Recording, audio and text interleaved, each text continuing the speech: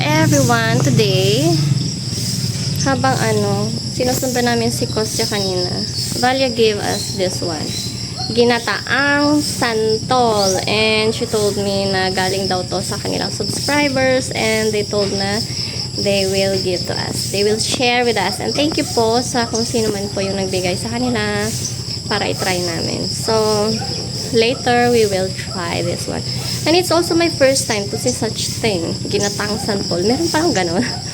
First time ko kasing makakita ng ganon and maka-encounter na rin ng ginataang santol. So kanina hinahanap ko siya kung may ingredients bang nakalagay, pero wala. Kaya maybe we will see on the internet later, kasi may nakita na akong santol lately sa market, so maybe we can try also. Kasi dito marami naman ng mga nyog for ginataan, and santol meron na rin. I think it's already the start of season ng santol. So parang interesting siya, pero paano ba siya kainin? Ganyan na lang ba siya kainin? So parang magkaroon din tayo ng idea, no, kung paano siya kainin. I will see, I will search in the internet, I will search on YouTube kung paano talaga siya, or proper na kainin. Kung with rice ba, kagaya ng tanong kanina sa akin ni Valia, kakainin ko daw ba with rice? Parang napaisip mo naman ako, kinakain ba siya with rice? Or parang siya, parang ganun na lang. Ay, oo nga, no, kasi ginataan. Diba mostly sa atin kapag ginataan is talagang pinapartner natin ng rice. So, I don't know. I have no idea, sa totoo lang. Or pwedeng kainin nilang siya na ganyan. We will try this one a bit later, para nandito rin si Hana. Kasi for now, she is in school. Oh, and i-advertise na rin natin siya. Oh, ito ay gawa ni Mami Lynn's Special Ginataang Santol. Gawa po ni Mami Lynn. Bili na po kayo sa kanya, pero hindi ko po alam yung contact niya kasi hindi ko po siya kilala.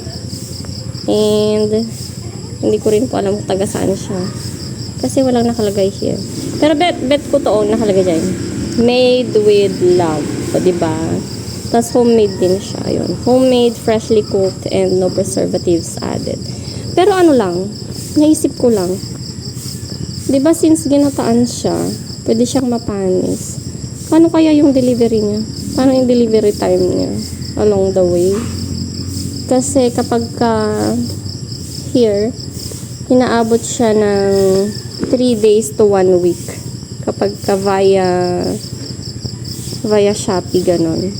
Lalo na kapag sa mga malalayong lugar, 1 week na talaga. 1 week to 2 weeks, ganon, bago siya umabot here. Paano kaya nila dineliver to?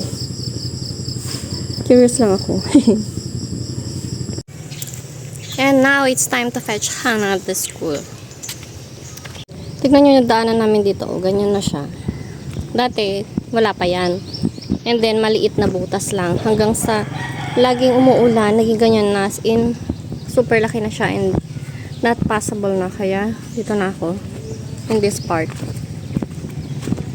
Pero kapag madulas din to kapag basa. In this part. Kasi galing dun yung water, daanan siya talaga ng tubig, kaya ganyan. As in, laki na, natitibag na talaga siya.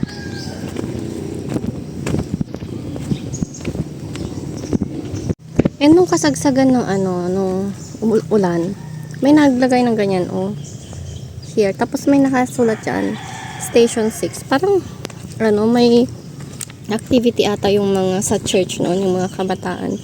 Kasi nung nasa bahay kami, naririnig ko sila, as in, may mga nagtatakbuhan pero nagsisigawan, pero saya nila. Tapos medyo lang naman nun, ambon-ambon na lang naman na nun. Tapos putik-putik sila, parang yung parang army style siguro. Sila dyan sa may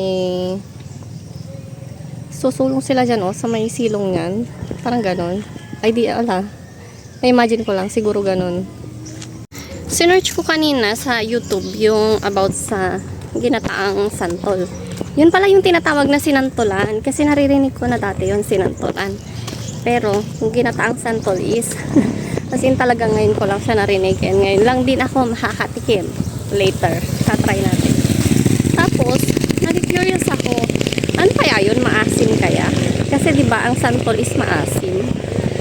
So, ayun, parang curious talaga ako sa ano na yan, sa ginataang santol na yan. So, we will see. And yung ano pala, yung napanood ko kanina is somewhat Bicol Express yung ano, yung ganong luto. So, maybe it's from Bicol. That's sinantolan. Or yung ano, ginataang santol. I don't know. Maybe pa-type naman sa comment section kung saan ba talaga nag-originate yung ginataang santol na yan. And paano ba talaga yung proper way ng pagluluto niya. Kasi iba-ibang version naman yung mga nakikita ko kanina. And sa ano din, sa pagkain.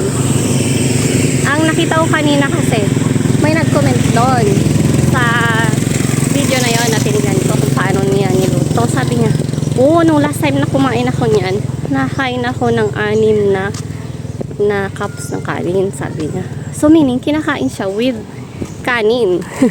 So, maybe that's the proper way how to eat it. Kaya, tatry natin later. I'm now here under the tree. Hinihintay ko mag-out si Hana.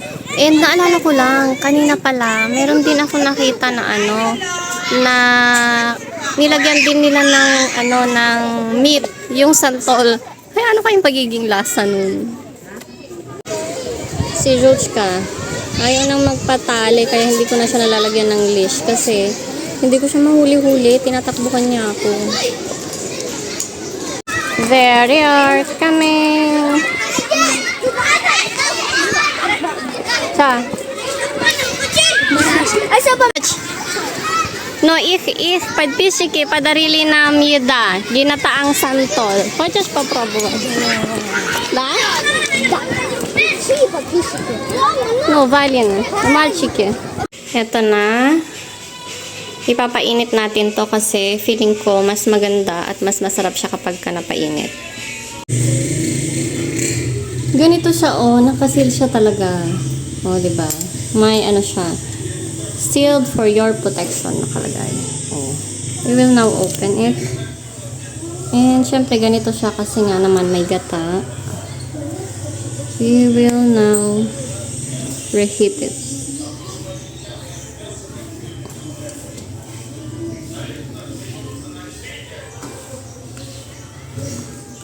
Curious ako, may ano kaya to?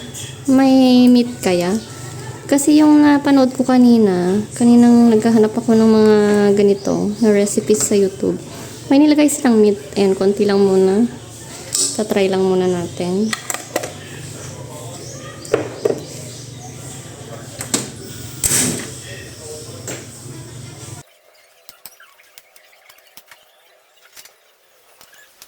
And we will try as well na ganyan lang siya, yung hindi siya na-reheat.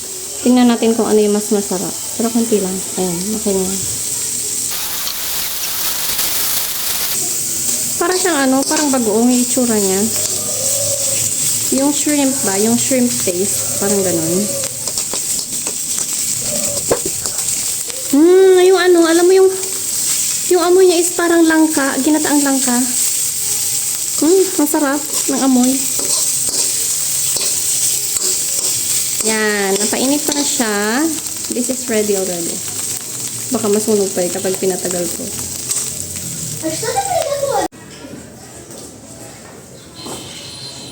Ang bango niya. Para siyang langka talaga. Ginataang langka. Hana will try first this one. This is ginataang santol. Try this. Это острое? Я не знаю, я еще не попробовала.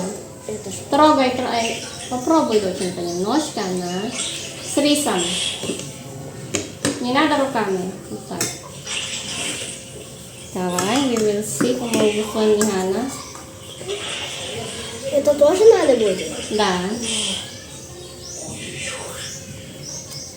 Но, вкусно? Но острый. Я не знаю. Острый? Да! Ну, вкусно? Да! Но горит. Нравится? Nравится? Masarap daw. Gusto niya. Kaya lang, manghang.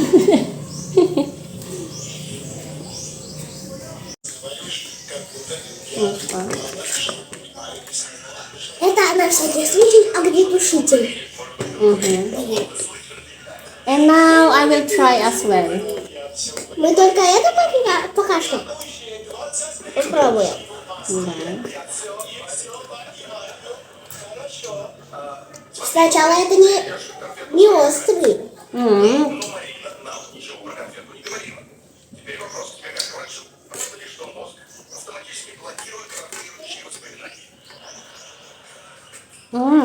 Masarap siya. Ano? Hindi siya masyadong maanghang. Pero para kanya na maanghang na siya. Masarap siya, tapos hindi rin siya maasim, as in maasim na maasim. Konti lang yung asim niya. Tapos ano siya, as in nalalasahan talaga yung gata niya. Masarap siya. Hindi siya lasang santol. Basta masarap siya. In fairness, first time ko kumain ng ganito. Pero super yummy pala niya. Sarap. Pwede rin siyang para sa akin, pwede mo siyang ipalaman ng ng tinapay. Ganun. Masarap siya. Pwede rin siyang gawing parang pastil. Ganun. Masarap. Salamat po sa nagbigay. Ang sarap niya, in fairness. Para siyang parang corned beef yung itsura niya.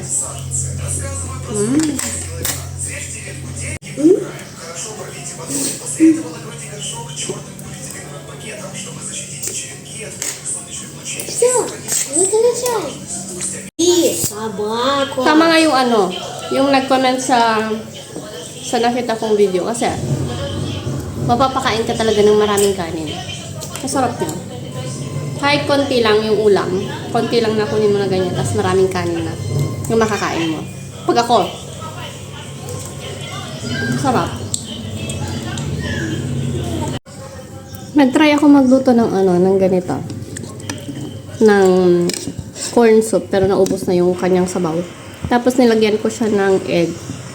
Kasi, ang talagang ginagamit dapat dito is yung white na corn.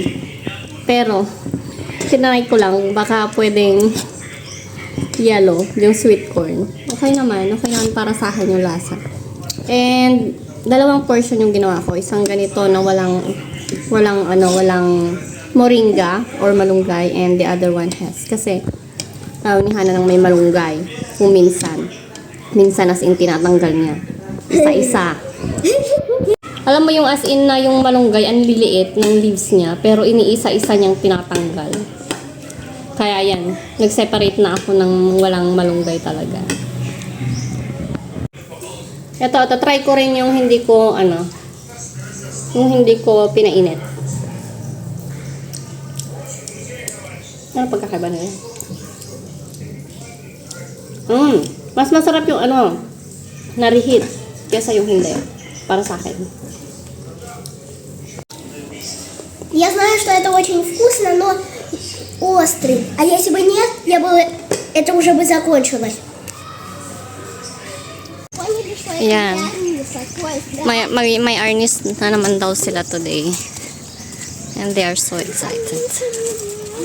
Parang parang yung engineering ngayon na yung stick nila. A few moments later. Yan, paparating na sila. After ng Arnis nila. Ha? Ну что? Знаешь, что мы занимались только час? Хорошо. И что, как? Потому что мы играли до 3, потому что учителей не было. Да. А в 4... А потом учителя пришли и мама гусеница. И? И мы начали учиться. Вот. Хотя тебе... Хорошо. Ну что? Надо завтра отдать 50. Отдать чего? 50. Вчера. Да. Помнишь, как сейчас? Вот так быстро. Вообще попалась. Учителя даже... Он делает так сильно, что... And that ends our video for today. See you in the next vlog. Bye-bye! Ang dami ng bunga nito, oh. Nakalimutan ko yung pangalan niya. Pero sabi ni Ate Fe dati, nakakakain daw to. Itong mga ganito. So, kunin natin yung red. Tapos, tanungin ko kung paano siya kainin ulit. Paano nga ba? Ano nga bang tawag dito? Zuchka! Tadi! Zucha! Oh, ang dami niyang bunga. Liit niya pero ang dami niyang bunga. Diyan. Sa part na yan and here. So, ganito siya. Ano nga ulit tawag nito? Sa mga nakakaalam.